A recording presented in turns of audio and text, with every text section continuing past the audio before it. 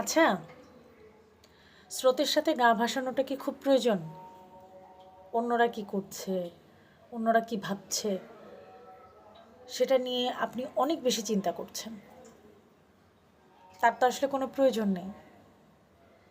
আপনি কিভাবে ভালো থাকেন, আপনি কোনটা বেশি ভালো জানেন, আপনি কোন কাজটা বেশি ভালো করতে পারবেন, সেটা কিন্তু শুধু আপনিই বলতে পারবেন। সেটা নিয়ে থাকুন না। আপনি কিন্তু জানেন আপনার লিমিট কতটুকু, আপনি কত দূর পর্যন্ত এগোতে পারবেন।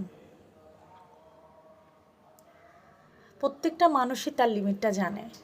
কেউ আসলে খুঁজে বের করতে পারে বা খুঁজে বের করে, আবার অনেকে ট্রাইও করে না, অন্যকে ফলো করার চেষ্টা করে। আমরা অন্যকে ফলো করব, অন্যেরটা দেখব, কিন্তু করব কিন্তু নিজেরটা। কারণ আপনার সফলতা এটা কিন্তু শুধু আপনার, এটা আপনার পরিশ্রম, আপনার ইচ্ছাশক্তির ওপরেই ডিপেন্ড করবে, তাই না? এই জন্য অন্যরা কী করছে এটা নিয়ে খুব বেশি যখন আপনি চিন্তা করবেন, শুধু শুধু নিজে প্যানিক হবেন, আপনার মধ্যে একটা কমপ্লেক্সিটি তৈরি হবে।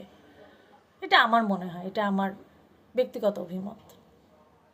অনেকে হয়তো এই বিষয়টার সাথে একমত নাও হতে পারেন, কিন্তু এটা আমি চিন্তা করি।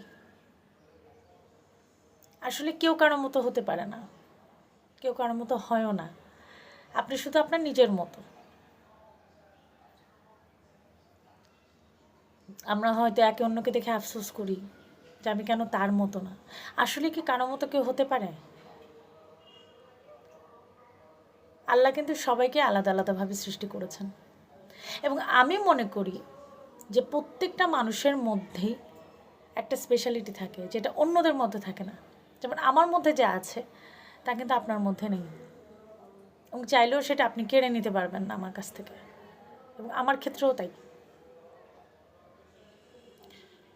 তো অন্যকে নিয়ে এত বেশি চিন্তা না করে নিজের মধ্যে শুধু শুধু কমপ্লেক্সিটি বাড়িয়ে নিজের শান্তিটা নষ্ট করবেন না। কারণ আপনার ভালো থাকাটা জরুরি। আপনি যত বেশি ভালো থাকবেন, আপনার পরিবার ভালো থাকবে, আপনার আশেপাশের মানুষগুলো ভালো থাকবে যারা আপনাকে ভালোবাসে। ভালো থাকবেন।